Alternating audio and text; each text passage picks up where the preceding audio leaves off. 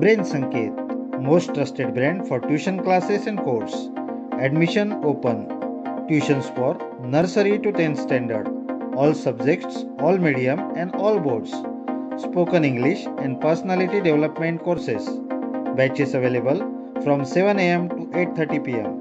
Address 1387 Radhakrishna near Guru Prasad Cashew Factory, Benkanhಳ್ಳಿ Road, Sulga, Belgavi 591108. Contact 7709007975 8421499685. नमस्कार, मी Rohan Patil. News 24 तास मराठीच्या बातमीपत्रात आपलं स्वागत. आता पाहूयात दिवसभरातील महत्त्वाच्या घडामोडी. सिद्धरामय्या यांना मुख्यमंत्री पदावरून हटवण्याचा आमचा प्रयत्न नाही. घोटाळ्यांमुळे राज्यात नाजूक परिस्थिती निर्माण झाली असून सिद्धरामय्या स्वतः मुख्यमंत्री पदाचा राजीनामा देऊ शकतात, असे बेळगावचे खासदार जगदीश शेट्टर यांनी आज बेळगाव येथे प्रसारमाध्यमांशी बोलताना सांगितले. यावेळी ते पुढे म्हणाले, मुख्यमंत्री सिद्धरामय्या यांनी पावसाळी अधिवेशनात वाल्मिकी महामंडळ आणि मुडा घोटाळ्यांवर चर्चा करू दिली नाही. त्यांचा थेट मुडा घोटाळ्यात सहभाग होता, मात्र ते CBI तपासाला सामोरे जाण्यास तयार नाहीत. अधिवेशनात विरोधकांच्या प्रश्नांना उत्तरे देऊ न शकलेल्या सिद्धरामय्या यांनी अधिवेशन संपल्यानंतर दुसऱ्याच दिवशी पत्रकार परिषदेत आपली उत्तरे दिली. राज्यपालांनी आधीच नोटीस बजावली आहे आणि पुढील प्रकरण त्यांच्याकडे आहे, असेही ते म्हणाले. याशिवाय महापालिकेच्या अखत्यारीतील बेळगाव कॅन्टोन्मेंट बोर्डाच्या अखत्यारीतील सार्वजनिक क्षेत्रांचा समावेश करण्याबाबत केंद्रीय मंत्री राजनाथ सिंग यांच्याशी चर्चा करून त्यांना पटवून दिले आहे. याबाबत लवकरच जिल्हाधिकाऱ्यांसोबत बैठक घेणार असल्याचे त्यांनी सांगितले. अर्थसंकल्पात राज्यावर अन्याय नाही. राज्याला 48,000 कोटींहून अधिक अनुदान देण्यात आले आहे. रेल्वे विभागाला दरवर्षी 7,000 कोटी रुपये दिले जात असल्याचे त्यांनी स्पष्ट केले. विरोधी पक्षनेते आर. अशोक यांनी पूरग्रस्तांना न्याय देण्यासाठी काम करावे. त्याशिवाय म्हैसूर येथील मुडा घोटाळ्याबाबत पदयात्रा काढली जात आहे, हे निषेधार्ह आहे, असे भारतीय कृषक समाजाचे प्रदेशाध्यक्ष सिद्धगौडा मोदगी म्हणाले. शुक्रवारी बेळगावात बोलवलेल्या पत्रकार परिषदेत ते बोलत होते. गेल्या 2019मध्ये अतिवृष्टी व पावसाअभावी शेतकऱ्यांना जीव गमवावा लागला, मात्र आज तागायत दिलासा मिळालेला नाही. याची तातडीने पूर्तता करण्यात यावी, असे ते म्हणाले. जिल्ह्यातील गाळ भरलेले कालवे साफ करून स्वच्छ करावे. खानापूरच्या वनक्षेत्राकडे होत असलेले दुर्लक्ष निंदनीय आहे. जिल्हा प्रशासनाने तेथील लोकांच्या हितासाठी आरोग्य केंद्रे उघडून त्यांच्यावर योग्य उपचार करावेत, अशी इच्छा त्यांनी प्रकट केली. तसेच शेतकऱ्यांना राज्य महामार्गांवर टोलमुक्त प्रवेश द्यावा, अशी मागणी त्यांनी केली. पत्रकार परिषदेला भारतीय कृषक समाजाचे सदस्य सहभागी झाले होते. या पत्रकार परिषदेला भारतीय कृषक समाजाचे सदस्य उपस्थित होते. देसूर ग्रामपंचायतीमध्ये 15 दिवस आधी गावातील कामाची माहिती मिळवण्यासाठी निवेदन दिले होते. त्या निवेदनामध्ये देसूर गावामध्ये ग्रामपंचायतीने केलेल्या कामाची माहिती तसेच देसूर गावातील गटार स्वच्छ करण्यासाठी 4,72,000 रुपयांचा खर्च केलेला आहे, त्याची माहिती व इतर निधी 2, सप्लाय बिल, घर नोंदणी केलेल्या रकमेची माहिती मिळवण्यासाठी गावामधील युवक, गावकरी, माजी ग्रामपंचायत सदस्य यांनी निवेदन दिले, परंतु ग्रामपंचायतीकडून त्याबद्दल माहिती देण्यात आलेली नाही. त्यासाठी गावातील युवक, गावकरी, माजी ग्रामपंचायत सदस्य 5 ऑगस्ट रोजी प्रथम तालुका पंचायत व जिल्हा पंचायतीला निवेदन देणार आहेत.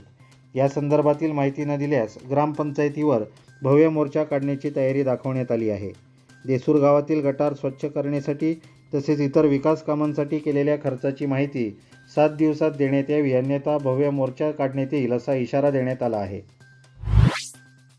राज्यसभेतील बेळगावचे खासदार इराण्णा कडाडी यांनी नुकतीच नवी दिल्ली येथे केंद्रीय विमान वाहतूक मंत्री किंजरापू राममोहन नायडू यांची सदिच्छा भेट घेतली.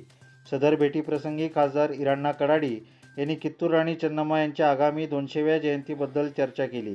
तसेच त्यानिमित्ताने बेळगाव विमानतळाचे नाव बदलून कित्तूर राणी चन्नम्मा विमानतळ असे नामकरण करण्याची कल्पना मांडताना विमानतळाच्या प्रवेशद्वारावर कित्तूर राणी चन्नम्मा यांचा पुतळा बसवण्याची सूचना केली.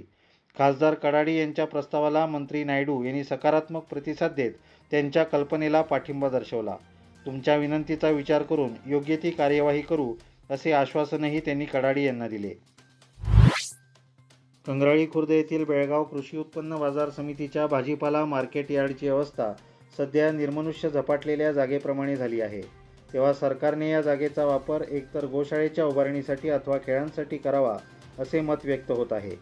APMC मार्केट यार्ड येथील कोट्यवधी रुपये खर्चून उभारण्यात आलेले भाजी मार्केट सध्या धूळखात पडून आहे. प्रचंड आकाराच्या या भाजी मार्केटमधील दुकानगाळ्यांमध्ये चीटपाखरूही नसल्यामुळे भकास अवस्था झाली आहे. निर्मनुष्य असलेल्या या भाजी मार्केटमध्ये फेरफटका मारला असता तेथील भकासपणा व नीरव शांततेमुळे आपण एखाद्या झपाटलेल्या जागेत तर वावरत नाही ना असे वाटते.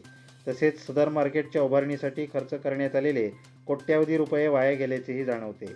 एकंदर बेळगाव APMC येथील नव्या भाजी मार्केटचा हा प्रकल्प का अयशस्वी झाला आणि या मार्केट यार्डचे वैभव कसे परत येईल यावर शासनाने संशोधन करण्याची गरज आहे. स्वच्छ भारत मिशन ग्रामीण योजनेअंतर्गत शौचालयाची सोय नसलेल्या कुटुंबियांची माहिती जमवून सिटीझन पोर्टलमध्ये त्यांच्याकडून अर्ज करावे, यासंबंधी ग्रामपंचायतीच्या कार्यक्षेत्रात जागृती करावी अशी सूचना जिल्हा पंचायतीचे मुख्य कार्यकारी अधिकारी राहुल शिंदे यांनी अधिकाऱ्यांना केली आहे. गुरुवारी जिल्हा पंचायत सभागृहात व्हिडिओ कॉन्फरन्सिंगच्या माध्यमातून जिल्ह्यातील तालुका पंचायत कार्यकारी अधिकाऱ्यांशी चर्चा करून विविध शासकीय योजनांचा त्यांनी आढावा घेतला. त्यावेळी ग्रामपंचायतींना वरील सूचना करण्यात आल्या आहेत. मनरेगा योजनेअंतर्गत नागरिकांना कामे देणे सक्तीचे आहे. तालुकानिहाय ठरविलेले उद्दिष्ट गाठावे. 2023-24 सालासाठी प्रत्येक ग्रामपंचायतीत कामे अपूर्ण राहिली आहेत ती पूर्ण करावी अशी सूचनाही त्यांनी यावेळी केली. बेळगाव एअरमन ट्रेनिंग स्कूलचे एअर कोमोडोर म्हणून सूरज शंकर यांची नियुक्ती झाली आहे. 31 जुलै रोजी S. श्रीधर यांच्याकडून त्यांनी पदाची सूत्रे स्वीकारली. सूरज शंकर यांनी 1996 मध्ये भारतीय हवाई दलात प्रवेश घेतला. बेळगाव ट्रेनिंग स्कूलची सूत्रे स्वीकारण्यापूर्वी नवी दिल्ली येथील हवाई मुख्यालयामध्ये त्यांनी सेवा बजावली. हवाई दलामध्ये त्यांनी लक्षणीय कामगिरी केल्याबद्दल तसेच नेपाळमधील भूकंप मदत कार्यातील त्यांचे कार्य व ऑपरेशन मैत्री दरम्यान त्यांनी केलेले प्रयत्न याबद्दल राष्ट्रपतींच्या हस्ते त्यांना वायुसेना पदकाने सन्मानित करण्यात आले आहे. मंत्री लक्ष्मी हेब्बाळकर यांनी बेळगाव ग्रामीण भागात पुरामुळे घर व मालमत्तेचे नुकसान झालेल्यांची भेट घेऊन आपदग्रस्तांना धीर दिला. बेळगाव ग्रामीण भागात अतिवृष्टीमुळे घर व मालमत्तेचे नुकसान झालेल्या लोकांची मंत्री लक्ष्मी हेब्बाळकर यांनी भेट घेऊन माहिती घेतली व लक्ष्मीताई फाउंडेशनकडून आर्थिक मदत दिली. सरकार तुमच्या पाठीशी आहे, निराश होऊ नका. सरकार जास्तीत जास्त नुकसान भरपाई देईल असे आश्वासनही त्यांनी दिले. सर्वप्रथम त्यांनी कुद्रेमणी गावाला भेट दिली. पावसाने उद्ध्वस्त झालेली घरे पाहिली आणि पीडितांना धीर दिला. त्यानंतर मंत्री महोदयांनी तुरमुरी आणि उसगाव या पूरग्रस्त गावांना भेट देऊन नुकसानीची पाहणी केली. लक्ष्मीताई फाउंडेशनच्या माध्यमातून अनेकांना आर्थिक मदत करून मंत्री महोदयांनी अडचणींना प्रतिसाद दिला. यावेळी ग्रामपंचायत विकास अधिकारी, हेस्कॉमचे अधिकारी, महसूल निरीक्षक, ग्रामपंचायत सदस्य, गावातील जनता व पक्षाचे नेते व कार्यकर्ते उपस्थित होते. बेळगाव तालुक्याच्या बसापूर गावातील रस्त्याची दुरवस्था झाली असून रस्ता दुरुस्त करण्याची मागणी ग्रामस्थांनी केली आहे. बेळगाव तालुक्याच्या हिरेबागेवाडी गाव ते बसापूर गावापर्यंतचा जोड रस्ता खराब झाला असून वर्षानुवर्षे या रस्त्याची डागडुजी करण्याकडे अधिकाऱ्यांचे दुर्लक्ष होत आहे. हा रस्ता गेल्या 10 वर्षांपूर्वी विकसित करण्यात आला होता. येथील भाग काळ्या मातीचा परिसर असल्याने या ठिकाणी पक्का रस्ता करण्यात आला नाही. रस्त्यांवरील डांबर देखील उखडला असून रस्त्यांवर पडलेल्या खड्ड्यांमुळे या रस्त्यावरून ये जा करणे अवघड बनले आहे. शाळकरी मुलांना रस्ता ओलांडण्यासाठी कसरत करावी लागत असून मुसळधार पावसामुळे आणखीनच यामध्ये भर पडली आहे. रस्त्याची डागडुजी करून तातडीने ही समस्या सोडवावी अशी मागणी समीर दोडमणी, रवी हिरेमठ, बसवराज हनुमण्णावर, यासीन भगवान, रसूल भगवान आणि येथील ग्रामस्थांनी केली आहे.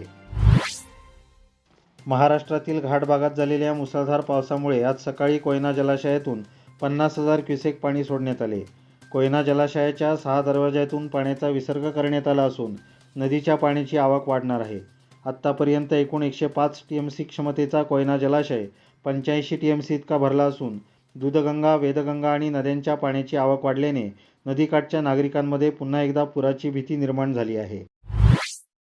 याचबरोबर आजचे बातमीपत्र इथेच संपले. अधिक माहिती आणि ताज्या घडामोडींसाठी न्यूज 24 तास मराठी यूट्यूब चॅनलला सबस्क्राईब करा. व्हिडिओला लाईक आणि शेअर करा. तसेच न्यूज 24 तास मराठीचे फेसबुक पेज फॉलो आणि लाईक करायला विसरू नका. धन्यवाद.